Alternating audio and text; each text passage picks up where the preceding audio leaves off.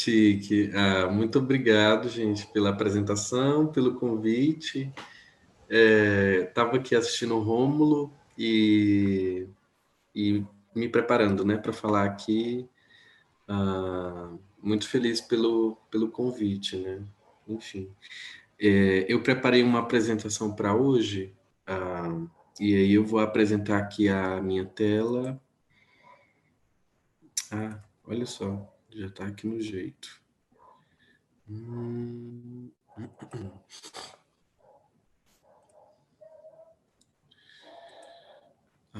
Bom,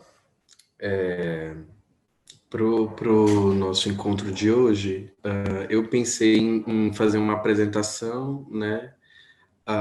Não só falando um pouco do meu trabalho, mas também apresentando um pouco do que eu venho pesquisando no mestrado, que está relacionado, né?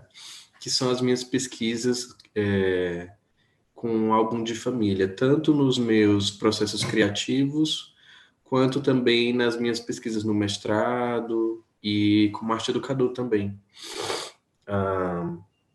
Essa apresentação de hoje, ela é baseada num texto que eu publiquei do meu primeiro livro, Para Nunca Esquecer, junto com o LAC.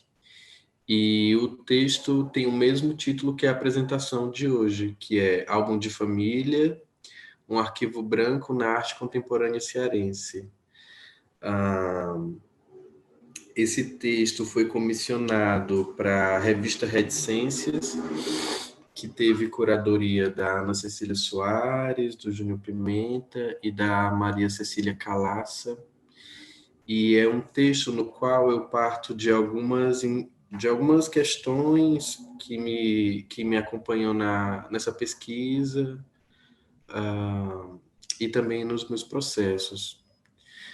Bom, como já me apresentaram muito bem, eu também vou pular essa parte. E aí eu queria começar a minha fala trazendo algumas questões que tem me acompanhado nesse processo. O que entendemos hoje como álbum de família? Quais fotografias são escolhidas para estar lá e quais não? Quais são os critérios utilizados pela família para definir o que será arquivado? Quem são as pessoas fotografadas? Como foram retratadas? Quem faz parte da família? Quem é como se fosse da família? Onde estão as bichas? E as lésbicas? E as bissexuais? E as pessoas não binárias? E as pessoas trans e travestis? E, finalmente, quem pode contar a história dessas fotos? Essas são questões que, nesse processo de pesquisa e também conhecendo outras artistas, outros processos, têm me acompanhado e elas me fazem pensar que o álbum de família, de fato, não é um arquivo neutro. E eu tenho entendido também nos meus processos, tenho tentado, na verdade, entender, né, eu acho, como relacionar a noção de álbum de família e a sua chegada aqui no Brasil, com a noção de arquivo branco, no sentido de que esse privilégio de ficcionalizar, historicamente, foi negado às pessoas racializadas e dissidentes de gênero e sexualidade.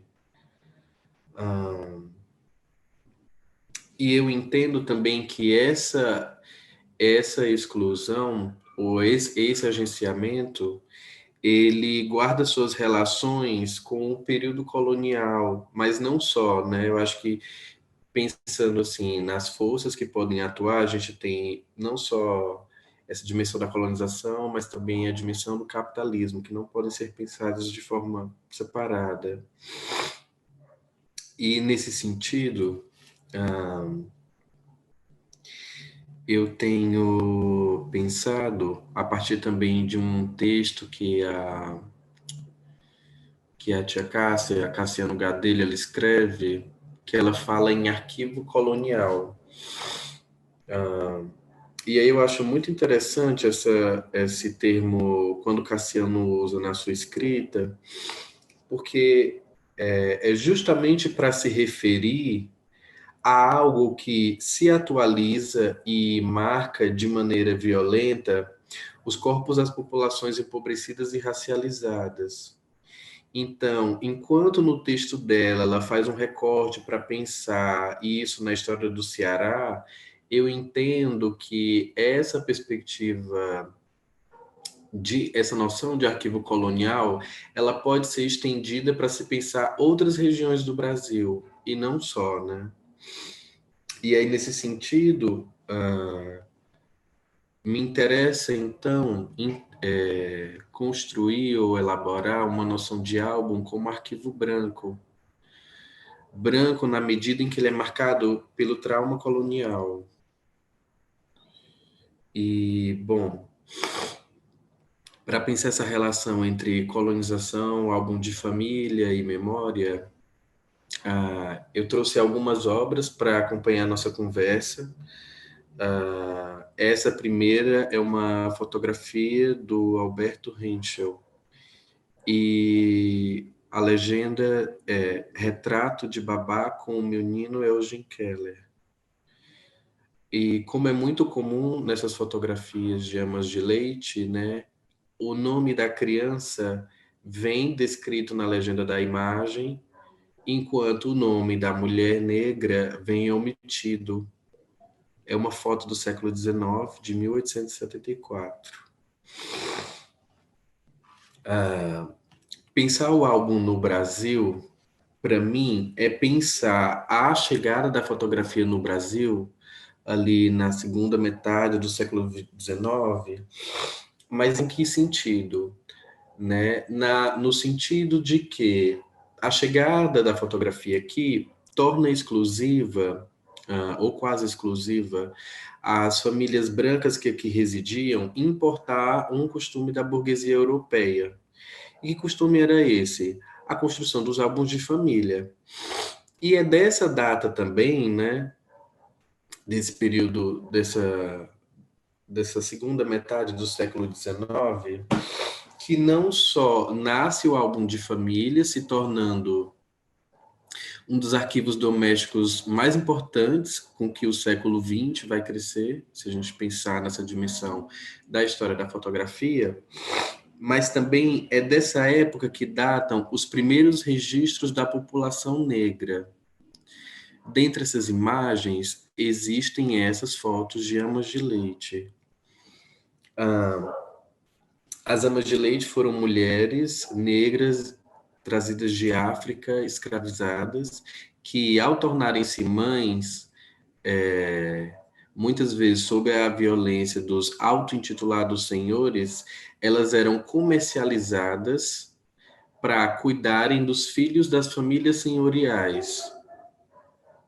E aí, nessa transação comercial, porque pensando com o Mbembe, né, é nesse momento da colonização e da escravidão que o corpo torna-se moeda, torna-se algo a ser calculado num lucro, né, nessa dimensão econômica, é um corpo que ele é engolido por essa dimensão econômica ao se tornar moeda.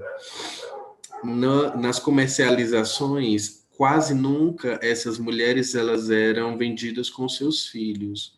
Ou seja, ou essas crianças ficavam com as famílias senhoriais, ou elas eram entregues na roda dos expostos, que era um mecanismo da igreja de acolher essas crianças que eram abandonadas, mas que com má alimentação e poucos cuidados, o destino quase certo dessas crianças era a morte. Então, a narrativa colonial produzida para crianças negras era de abandono e morte. E nesse sentido,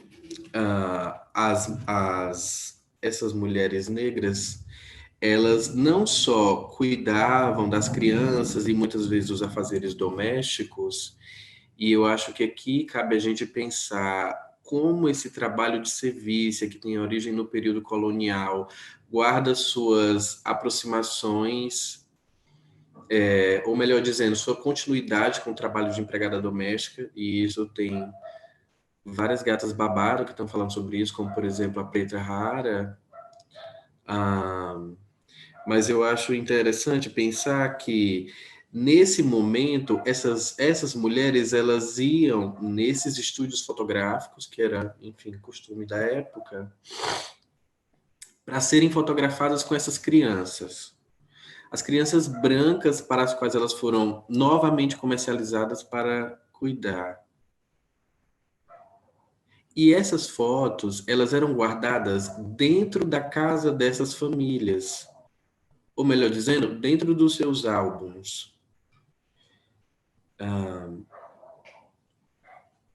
Na minha pesquisa, eu tenho me interessado muito em como artistas contemporâneos têm se relacionado com esses arquivos coloniais, arquivos brancos, e criado novas narrativas. Uma dessas artistas é a Eliana Morim. Eliana é artista, professora, ela faz parte do projeto no grupo de pesquisa Nizinga e é licenciada em artes visuais pela Universidade Regional do Cariri. A Eliana tem um trabalho muito chique, que é o Reintegração de Leite, que faz parte de um projeto dela chamado Reintegração de Afeto, no qual a artista vai justamente nessas imagens, nessas fotografias de amas de leite da segunda metade do século XIX e, através da colagem digital, cria novas imagens. Essa que eu trouxe hoje foi feita a partir da fotografia que eu apresentei antes, do Alberto Henschel. Né? Então, o trabalho da Eliana, nesse sentido, é muito minucioso. Em que medida? Dá para perceber que, cirurgicamente, ela retira a criança branca da foto anterior e substitui essa criança por uma criança negra, que dessa vez pousa ao lado dessa mulher negra. Né? O fundo também é alterado, deslocando esse lugar de representação do estúdio fotográfico. Então, eu acho muito interessante como, através da colagem digital, a Eliana aproxima esses repertórios, né? Imagens, colagens, texturas que são de momentos diferentes, de qualidades diferentes, de épocas diferentes, enfim. Essa possibilidade que a colagem dá de aproximar esses repertórios que são díspares para criar uma nova imagem. E nessa nova imagem da Eliana, o que eu entendo que está em questão aqui é um reparo nesse laço de maternidade que foi rompido pela violência colonial. E nesse sentido, eu entendo que esse gesto da obra desautoriza a continuidade de uma narrativa traumática para corpos negros.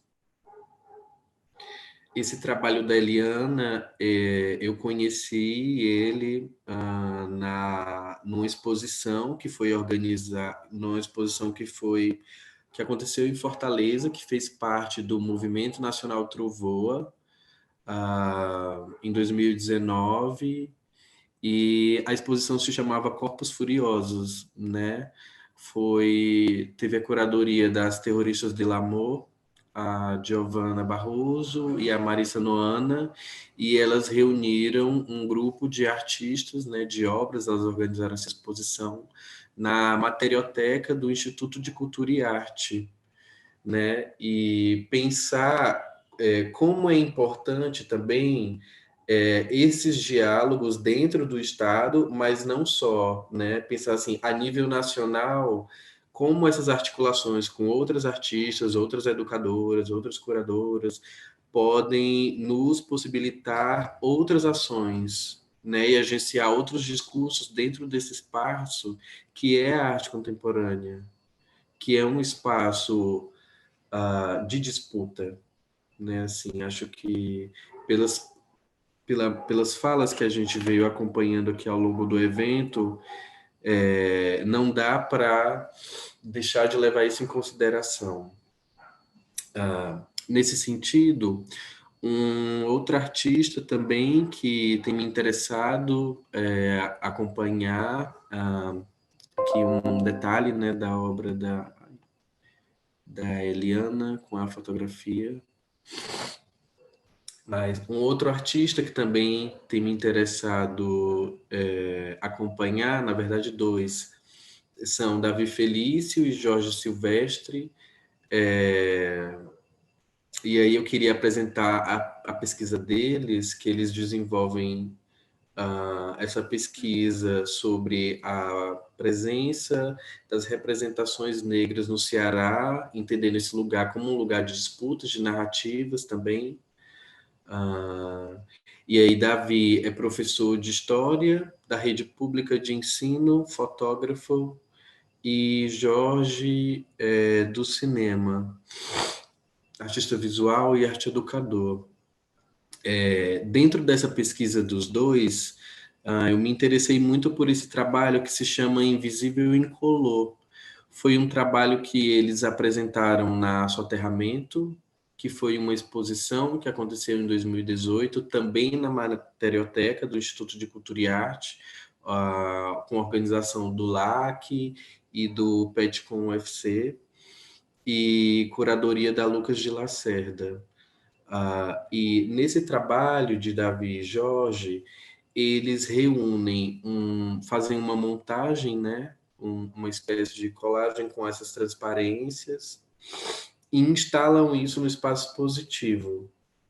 Nesse sentido, uma coisa que eu acho importante ressaltar do trabalho dos meninos é que tem uma certa tensão entre público e privado que é muito disputada nesse lugar do arquivo na arte contemporânea. E eu entendo que nesse gesto dos artistas em criar essa obra, eles atualizam essa discussão. Em que sentido, né? Em primeira medida, na dimensão autobiográfica que eles compartilham com o trabalho. Então, de forma bem generosa, eu entendo que os artistas eles abrem os seus próprios arquivos e trazem 12 fotos familiares em transparências, que são essas que a gente consegue ver um tanto à distância. E essas variações de cores, algumas sépias, algumas preto e branco, algumas coloridas, né?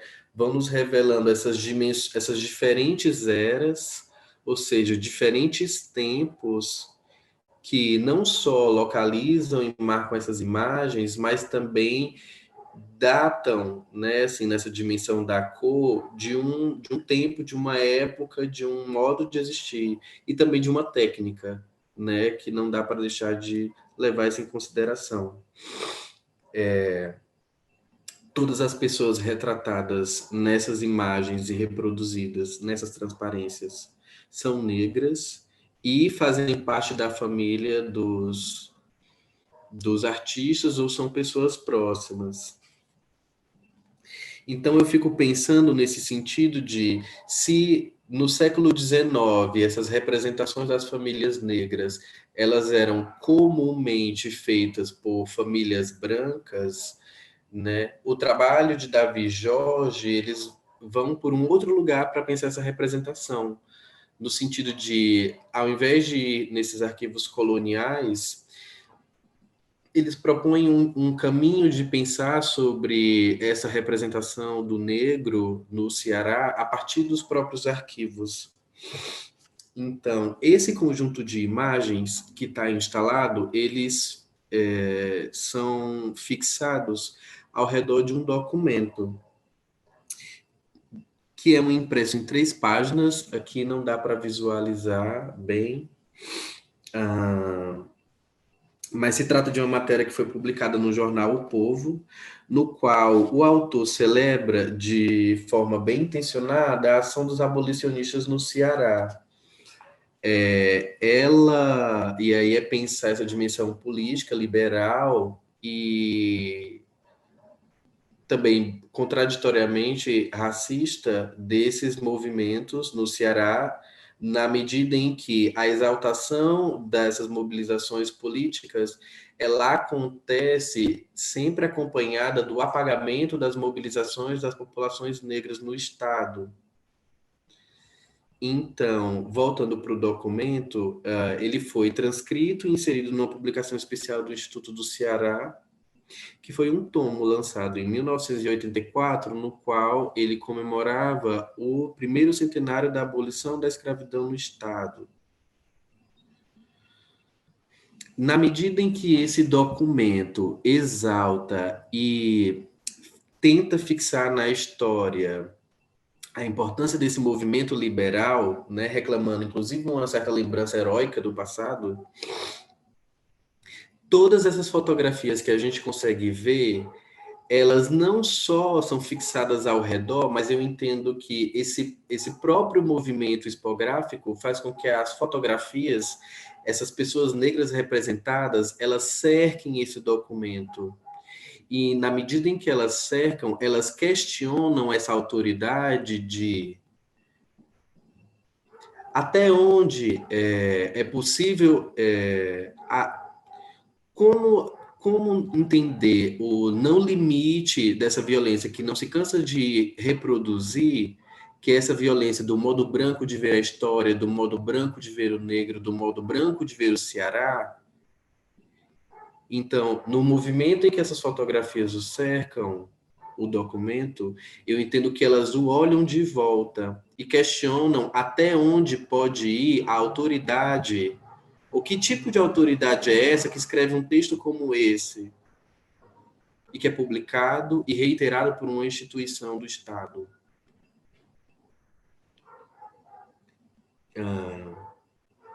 Mas pensando nessa dimensão de famílias negras com fotografias e seus próprios arquivos, não dá para deixar de lembrar, como comentei anteriormente, a dimensão do capitalismo que também se relaciona com essa colonização e com essas violências. Então, mesmo com a popularização das câmeras analógicas e digitais ali na década de 90 e com os aparelhos celulares nos anos 2000, não dá para fazer uma análise de forma ingênua de que esse acesso ele foi democraticamente feito, de que de repente todo mundo tinha esses acessos, mesmo considerando essa dimensão da popularização dos preços, dos acessos. Então, não dá para relacionar essa dimensão da história da fotografia com uma forma homogênea de que todas as pessoas que antes não tinham acesso, de repente vão ter.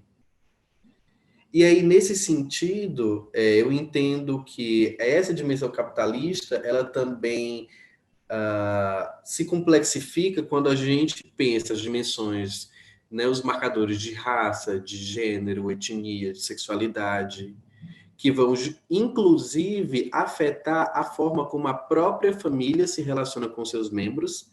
Se a gente lembra que esse modelo de família, que ainda é muito propagado pelo Estado, vem de uma herança colonial, que é dessa família edipiana, patriarcal, autoritária.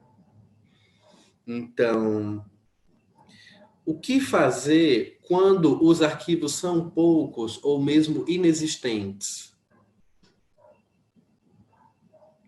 E aí, pensando nesse lugar, eu acho que a arte-educação ela consegue nos propor alguns caminhos. E aí,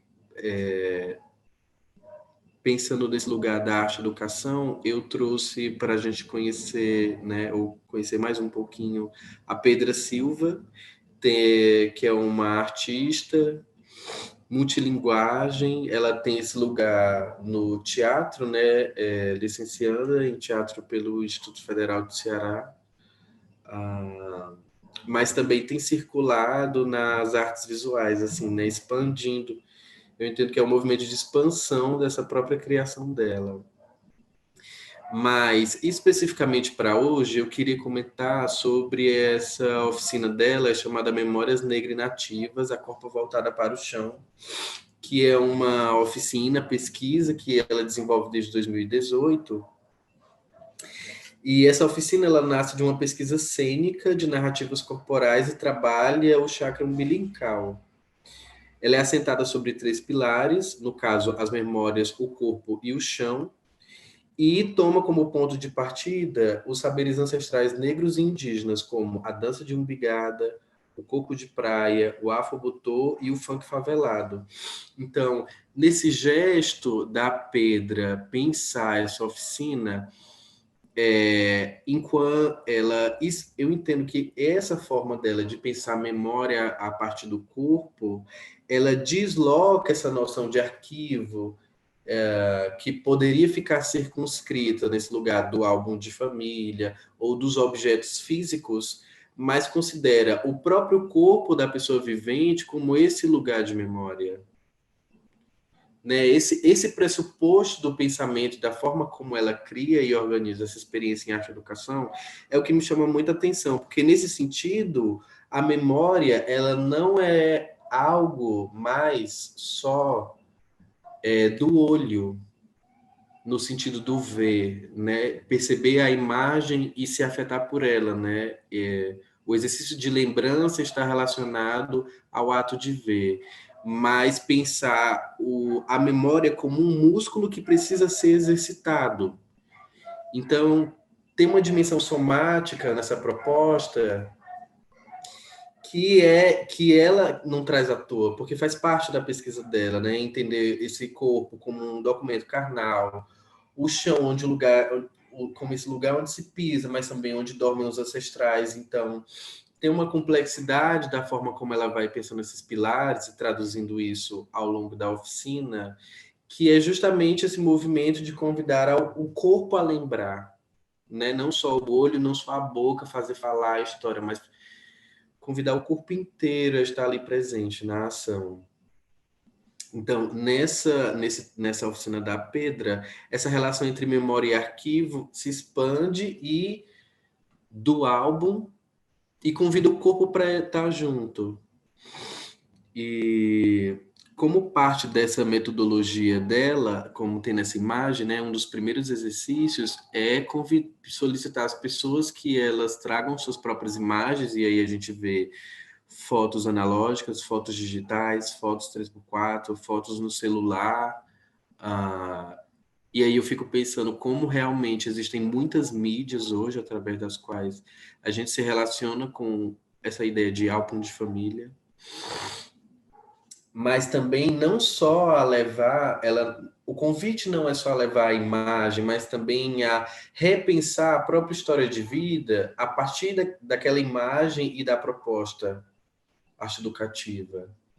Porque no narrar, no contar, no partilhar a história, né, no movimento de escolher o que se conta e escolher o que se guarda, ah, é aí que eu entendo que existe uma possibilidade de fato, uma nova história, uma nova perspectiva sobre a própria história de vida surgir.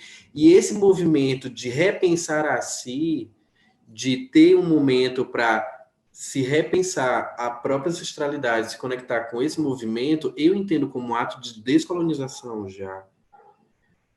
Porque é simples e complexo assim, né?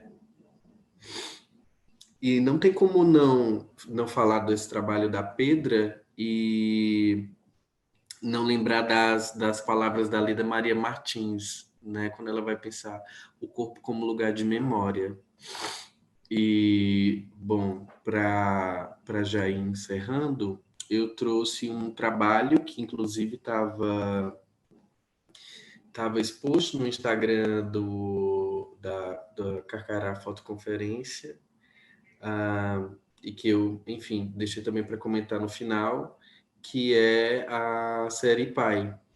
Então, nesses meus processos como da pesquisa, eu tenho me interessado não só em conhecer artistas, em entender seus processos, ah, e escrever sobre eles, né? Também tenho me interessado por esse lugar de elaborar esses escritos, mas também entendo que se escrevo arte, então também faço arte, né? No sentido de que se me interesso pelos processos das artistas, de outras pessoas próximas, eu preciso também me envolver nesses processos e entender de que maneira o meu corpo se relaciona com essas materialidades, com essa questão da memória. Então, o trabalho que eu escolhi também para apresentar hoje é essa série Pai. É uma série que eu fiz em 2018 junto com a minha irmã, e são 8 bastidores nos quais a gente borda por cima de fotografias analógicas que pertenciam ao nosso arquivo familiar, né, aos álbuns de família. A gente borda frases que a gente ouviu dentro da nossa própria casa, no nosso processo de se assumir. E aí, no meu processo de me assumir como bicha, e no processo da minha irmã se assumir como bissexual, sendo mãe, enfim, esse babado todo, né? Então, os bordados são feitos por cima das fotografias, que por sua vez estão fixas nesses tecidos de algodão, dentro desses bastidores de madeira. Essa primeira frase, essa foto é uma foto minha, e essa primeira frase diz: na minha casa você não entra vestido de mulher. Essa é uma foto da minha irmã, Silvia Lopes, e aqui está escrito: Deus não quer isso para a sua vida.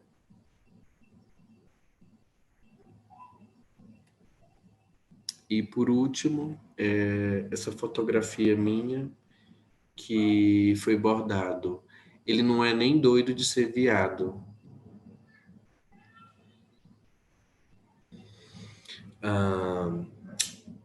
Nesse trabalho, eu me interesso, para além de reelaborar essas memórias desse passado conflituoso que é, assim, violentamente comum nas histórias de várias bichas, de várias pessoas bi, de várias sapatões, enfim, de várias manas trans, que é esse processo da recusa familiar, da exclusão familiar.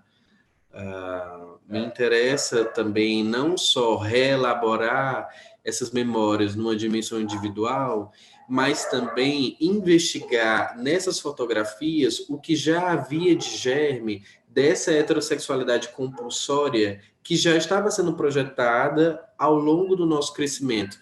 E não só projetada no cotidiano da família, ah, mas também construído nas próprias imagens, né? Deixa eu ver. Bom, eu acho que essa foi a última imagem que eu trouxe. Eu também trouxe algumas das referências que eu trouxe, que enfim, a gente conversei enquanto fui falando, né? Tem esse livro da Castiel que tem me ajudado muito a repensar esse lugar da arte e educação, que é o Devorações, Descolonizando Corpos, Desejos de Escritas. Tá à venda, super recomendo. E os textos que têm me acompanhado nesse processo, né? Texto da Tia Cássia, Ocupa o Barão, Revirando o Arquivo Colonial e Transtornando Suas Fantasias, o livro da Grada Quilomba, claro, Memórias da Plantação, episódio de racismo cotidiano. E o texto que faço menção nessa apresentação também está aqui. Esse texto da Leda Maria Martins, que eu acho sensacional para se pensar o trabalho de Pedra, que é Performance da Oralitura, Corpo como Lugar de Memória, e o catálogo das histórias afroatlânticas, né, que foi uma das exposições mais chiques, assim, dos últimos anos, em pensar arquivo, acervo e materialidades e poéticas diversas de pessoas negras reunidas em instituições que são chaves, né, assim, nas artes. Enfim, eu acho que é isso, e agradeço.